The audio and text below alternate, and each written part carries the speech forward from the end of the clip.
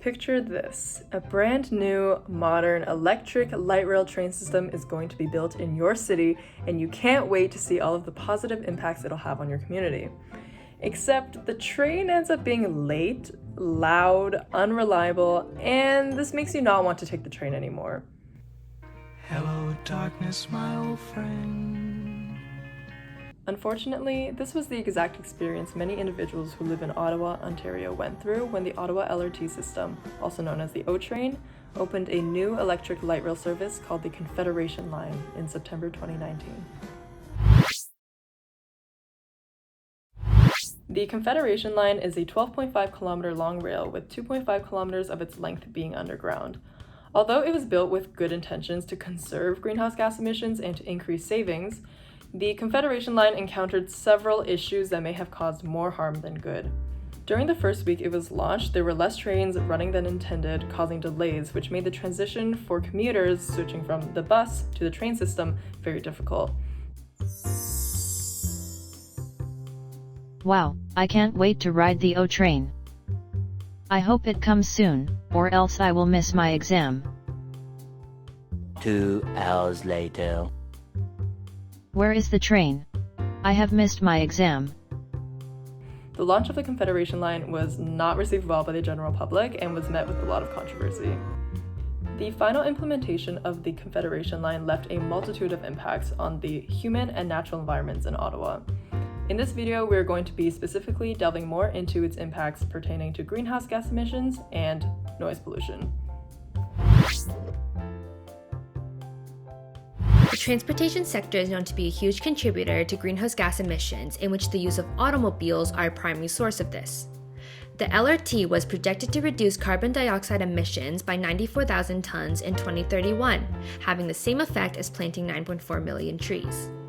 These benefits are projected to be achieved by replacing the diesel-fueled buses with electric trains, and also projected by replacing the number of trips made by car, resulting in significant reductions of greenhouse gas emissions per vehicle kilometer. The LRT not only has a high capacity, but attracts people by offering speed, comfort, and convenience.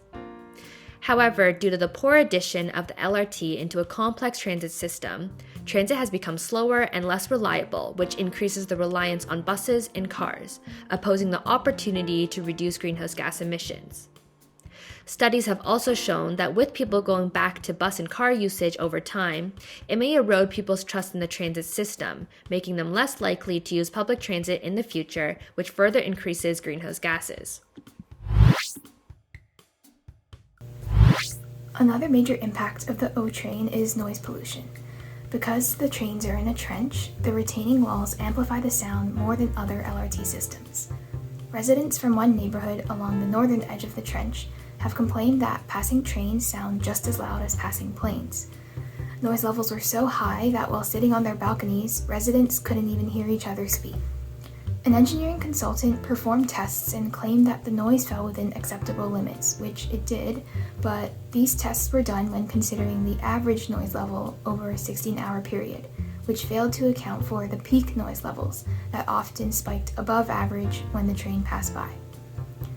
Noise pollution can cause noise-induced hearing loss, high blood pressure, heart disease, sleep disturbances, and just overall stress.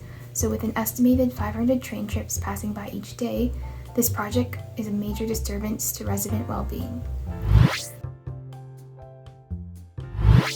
The Ottawa LRT provides a useful example of how transportation planning concepts can be applied during project development to anticipate the impact of service delays on public reception of a new project.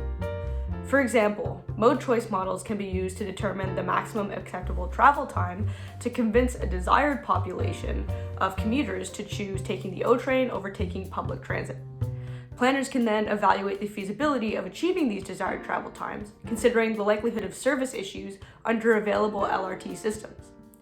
It's clear that significant financial investment will also be required to improve O train service to a level that is acceptable by public standards. The concepts of transportation economics and price elasticity can be used here to determine a new fare that would encourage greater ridership and generate revenue to be put towards increasing service frequency and reducing delays.